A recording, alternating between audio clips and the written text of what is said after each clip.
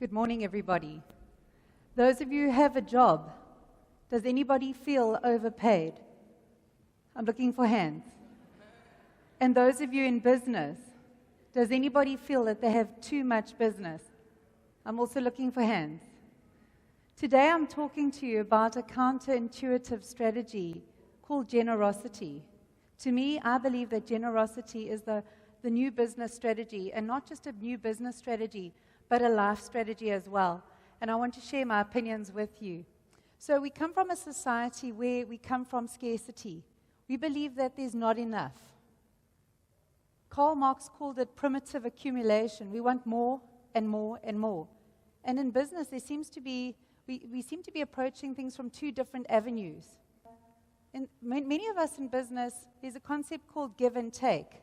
But a lot of people think it's take and give. They feel that they need to take first and then give. And I believe that there's three types of people in society. If I were to ask you, do you think you're a giver or a taker? How many of you feel you're a giver? More than half the people feel they're a giver. Well, statistically, only 19% of people are actually givers. A slightly higher percentage are takers, but the predominant version of people, or the highest percentage of people, are actually traders. What is a trader? Somebody who says, I will give you X and you give me Y. Let's use an example. Say one of you in the audience is a friend of mine and it's your birthday. So I give you 500 Rand for your birthday and we're all happy. 3 months later, it's my birthday and you give me 100 Rand. You're dead to me. Wouldn't you agree? And then say I've invited you to 3 or 4 braais this year. You haven't invited me to one. You are off my Christmas list. Isn't that how we work? And let's look at the working world. In the working world, we come from a very strong scarcity mindset. What's happening here is, if you think about it, there are so many companies where it's the owner of the business versus the staff. So let's ask a couple of questions.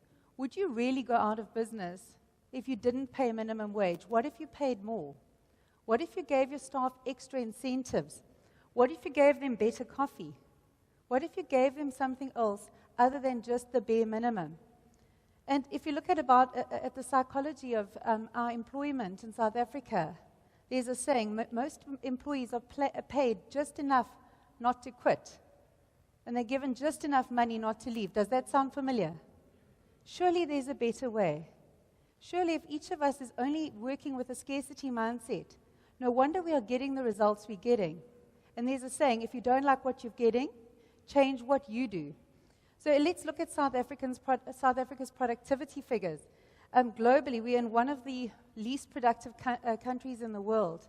And if we look at our Gini coefficient, we have the highest rate of inequality between the lowest and highest earners. And I think we need to do something about it. If we look at our engagement levels, it's between 9 and 13% of the population are actively engaged and they come to work. No wonder maybe our businesses aren't doing as well as they could be. So how could you, as a business leader, be more generous? I'll give you an example of some of the things I've been trying to do. My staff get 2 half days every single month. I know it's a silly thing, but there's free popcorn every day. Little things like having development opportunities every single month, coaching, opportunities to attend networking and training. I think that's so important. And when we have a great month, have people share in the spoils. So I think it's also an important thing to have a culture where you catch people doing things right. But let's look at employees. How many employees go to work and they have this mindset? You don't pay me enough to smile.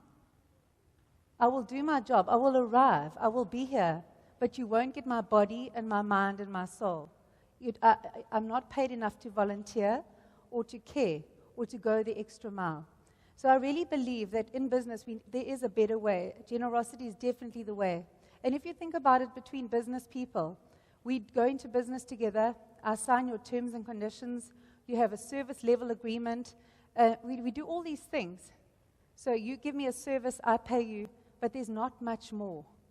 I think where there's not much more, that's where the space, where the magic can happen going forward.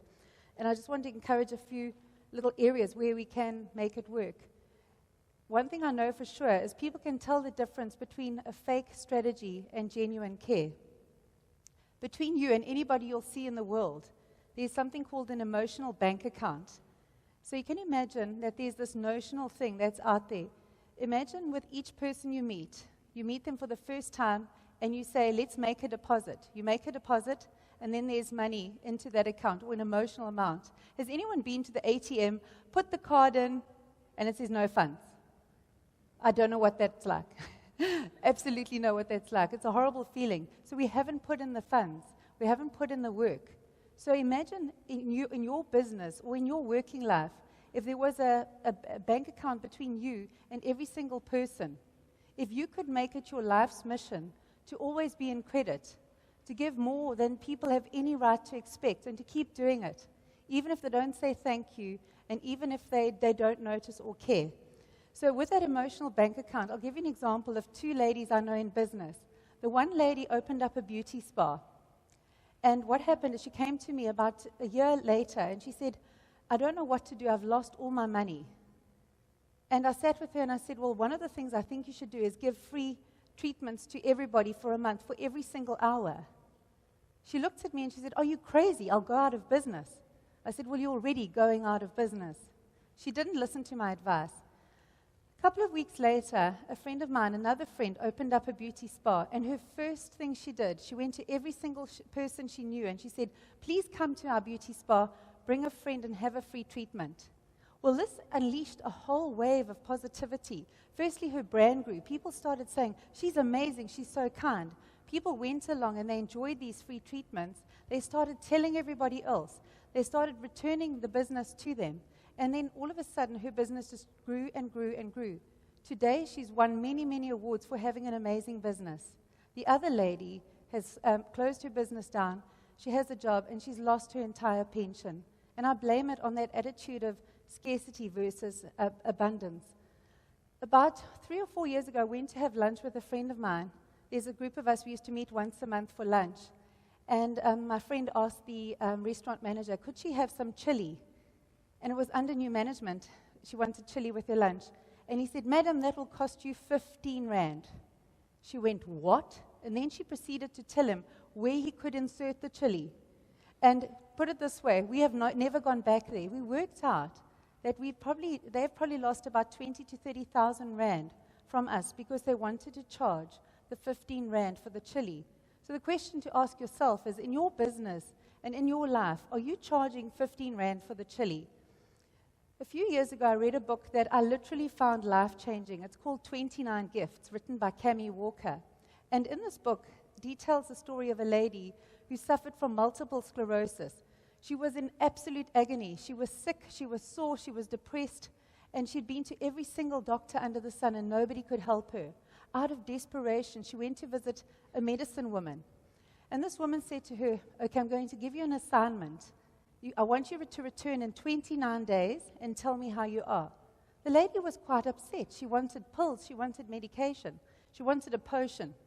The lady gave her an assignment. She said, every single day, do one good deed. Do one thing for someone. Give something away every single day. And this lady was horrified. She said, but you don't understand. I'm sick. I'm poor. I have nothing to give. So what she did is she went out there and she thought, well, she had nothing to lose. So one day she gave away a pot plant. One day she sat with somebody who was in need and had a conversation with them. Another day she gave somebody her old bra. I don't know why she did that, but clearly somebody was in need of upliftment. And what happened then was just that every day she started looking at other people, looking for opportunities to make a difference. 29 days later she returned. And the medicine woman couldn't believe her eyes. In front of her stood somebody very different to the person who was 29 days before. She was rosy-cheeked, she was well, and she came in with a bounce in her step. And this lady said, I don't know what's happened, but since I'm not focusing on my own little ailments and grievances and foibles, I've started feeling so much better. And I looked at this and I thought, I wonder if I could try this own experiment in my own life. And that's what I did. So I started something, you know the debit and credit? Yeah, I don't either. It's you put the one side, and I started a journal. And I thought, let me try this for 29 days. And I can tell you it didn't work. My intention was every day to outgive. So what I did every day was my goal was to have this giving column being so big and what I received being so little. Or maybe did it work? Because with the right intention, every day, my receiving column ended up being more. And it was an interesting thing. The one day I went and did a speech for a client, and I got back, and there was a friend in my reception. She said, I've got a hotel stay for 2 for you and your husband. Enjoy. Big things. I went and took somebody to lunch. I had a book for her. I was planning to pay. But while I was in the ladies, she had paid, and she had a gift for me, which was far bigger. And I thought, damn, this isn't working. But maybe it really was. And then I want to discuss abundance. How can we put this into our lives? So I carried on this. I carried on this little quest of 29 gifts, and I took it way beyond then. And it's been quite interesting how it's played out in my mind and in my life. So what is an abundance mindset? It's not just generosity with money. A lot of us think, I need money. There's a couple of areas where we can be incredibly generous. What have you got excess?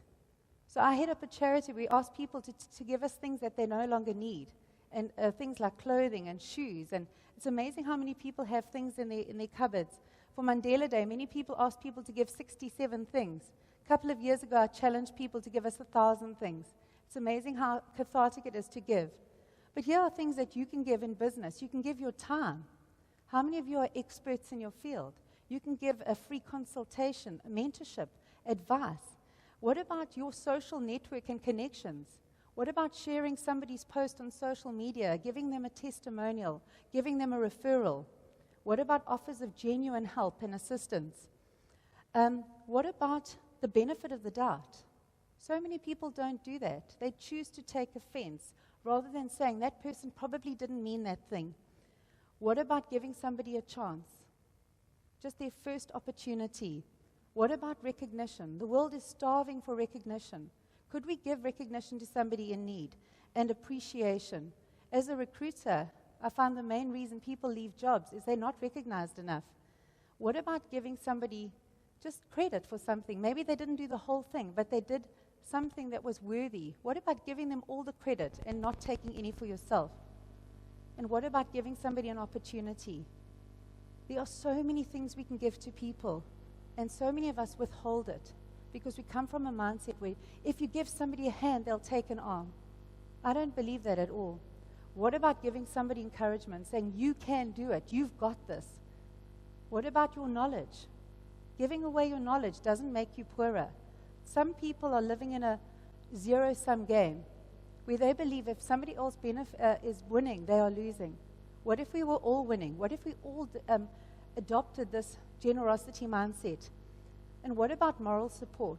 Just hanging on to somebody else and saying, I've got you. Let's walk this road together. I read somewhere that attention is the rarest and purest form of generosity. But do we give people our attention?